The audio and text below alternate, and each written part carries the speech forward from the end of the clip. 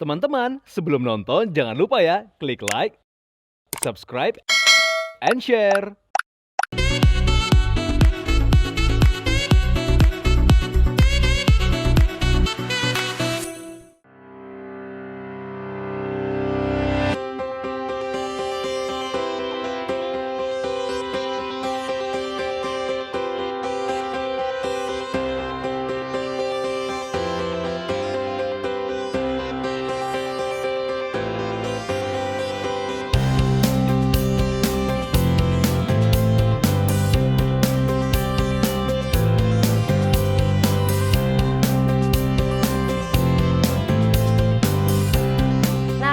Sesuai janji aku akan membuatkan tips dan trik untuk membuat lukis kaca.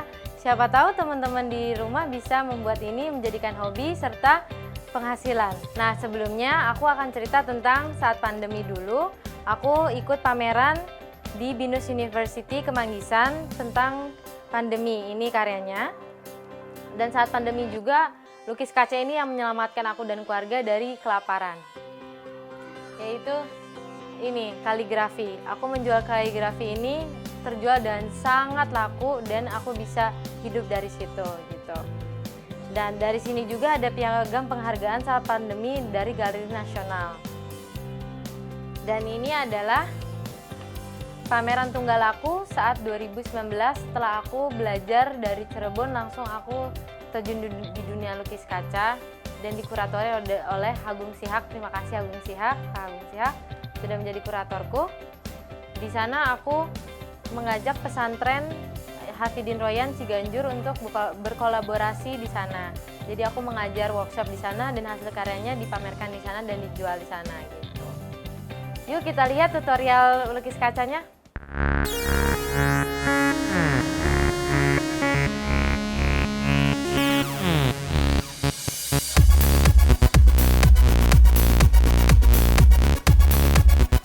Ya viewers, bahan-bahan yang diperlukan untuk lukis kaca yaitu palet. Kita usahakan paletnya itu lubangnya itu dalam agar cat yang tersimpan itu banyak. Setelah itu drawing pen. Drawing pen itu berguna untuk melukis line yang akan ditorehkan di atas kaca. Setelah itu kuas. Kuas itu usahakan yang runcing ya, supaya untuk menggoresnya itu dia tipis-tipis karena lukis kaca itu lebih banyak gradasinya. Dan ini adalah kain lap. Kain lap itu berfungsi sebagai mengelap cat, untuk mengelap kesalahan dan sebagainya. Setelah itu adalah cat. Cat ini turun-temurun aku gunakan yaitu kuda terbang. Kenapa? Karena di Indonesia kuda terbang itu dari dulu dipakai oleh guru-guruku, serta daya rekat di kacanya itu kuat sekali. Sebenarnya pakai cat lain nggak apa-apa, tapi aku memakai kuda terbang. Setelah itu kaca. Kaca ini aku gunakan 3 mili ya ketebalannya dan harus bening. Jangan cermin dan juga jangan yang lainnya, yang dwarf itu jangan. Jadi ukurannya bebas 20x20 boleh dan sebagainya. Dan yang terakhir adalah pola. Pola itu bisa dibuat langsung tracing di sini jadi pola sketsa atau bisa nyontek dari handphone atau dan lainnya. Seperti itu. Yuk kita mulai tutorial lukis kacanya.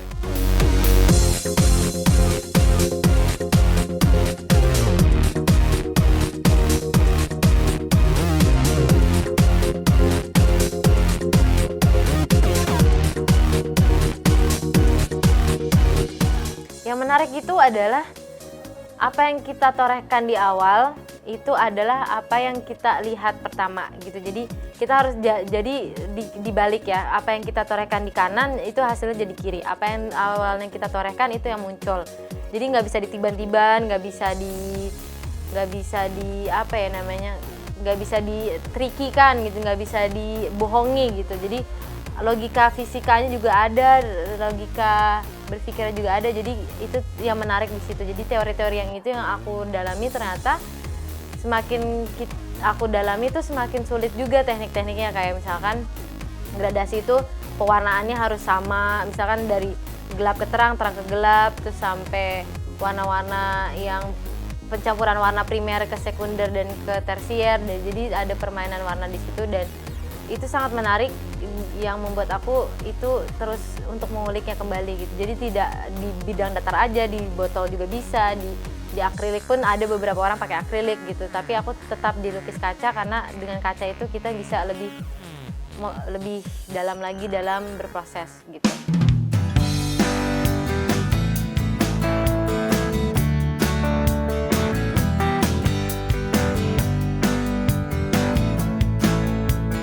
Nah viewers, sekarang aku akan membuat pola untuk melukis kaca. Kita akan membuat pola di sini, di belakangnya memakai kertas putih agar terlihat polanya. Aku lihat dari bunga mawar ya, dari handphone.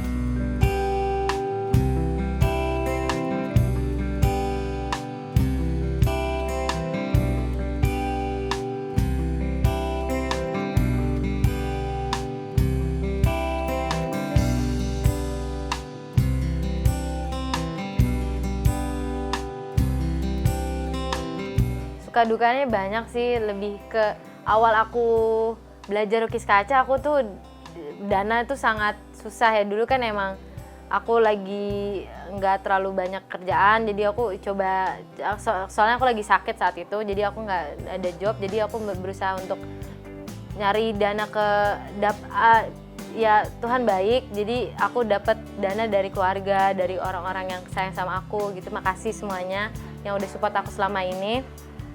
Jadi aku bisa belajar lukis kaca karena mereka ini. Kalau nggak ada mereka itu aku nggak bisa belajar lukis kaca. Terima kasih, itu suka dan duka termasuk jadi gabung jadi satu.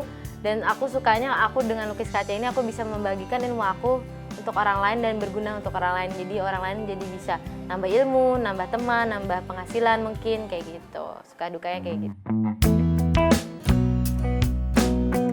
Nah viewers, sekarang tahap pewarnaan. Pewarnaan ini kita pakai cat kuda terbang. Karena kita butuh warna merah, kita pakai warna merah.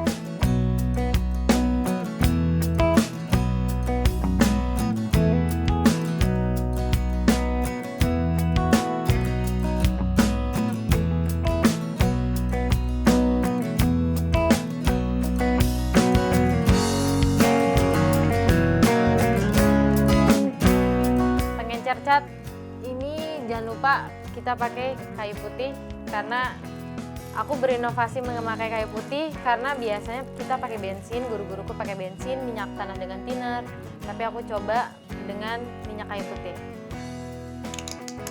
Kita taruh di atas di cat untuk pengencer catnya.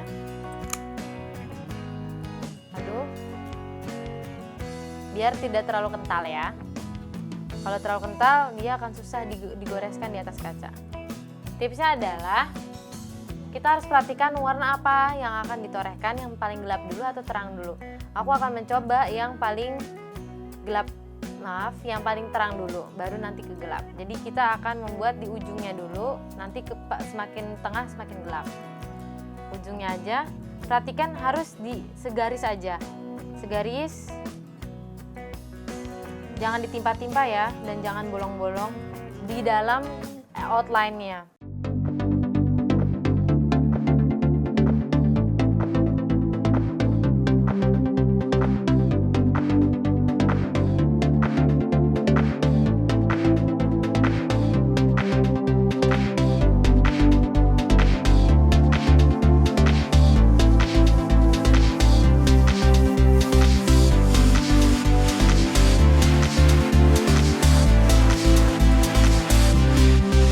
Gradasi kedua langsung ya.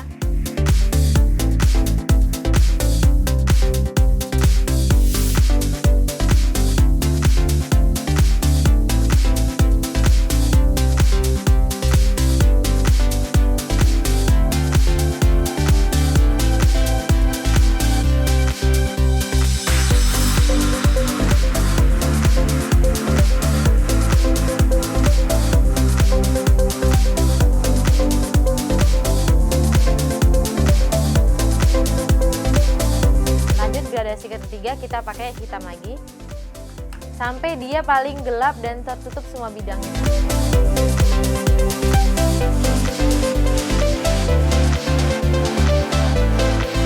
Cara mengetes untuk gradasi selanjutnya adalah kita coba tes tempat terakhir kita untuk penggradasian, yaitu misalnya kita udah mau tes warna ketiga, kita tes di tempat warna kedua. Jadi kita lihat seperti ini udah warna ketiga, tes di warna kedua, apakah dia sudah lebih gelap?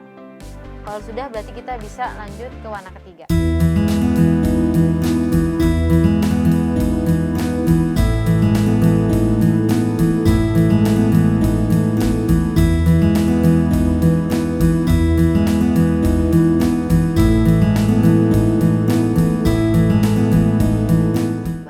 Jadi untuk mencintai seni ini sendiri harusnya kita biar jati diri kita itu terpatri di dalam diri kita gitu, karena banyak globalisasi yang masuk, jadi di jati diri kita itu akhirnya buyar dan hampir hilang.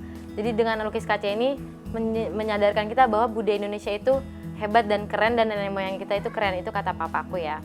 Dan akhirnya aku jadi terbrainwash, akhirnya ternyata benar bahwa nenek moyang kita itu hebat, dan jangan berpikir mereka kolot atau gimana, mereka itu ada hal yang mereka sampaikan di dalam suatu makna-makna yang tersembunyi itu gitu. Jadi semoga budaya kita tetap lestari dan tetap berjaya.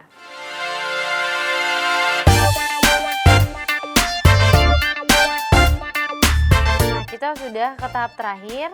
Mau lihat nggak viewers akhirnya gimana? Yuk kita lihat. Ini tempat kita menggambar. Hasilnya adalah ini dia.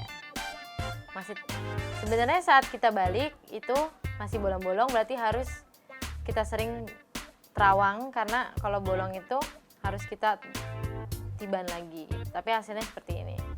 Baliknya kayak gini, hasilnya seperti ini. Gitu. Lihat udah sini, kalau bolong nanti kita atur lagi. Tara, udah jadi viewers. Terima kasih ya udah ngikuti kegiatan aku hari ini. Semoga di lain kesempatan kita akan bertemu lagi. Dadah!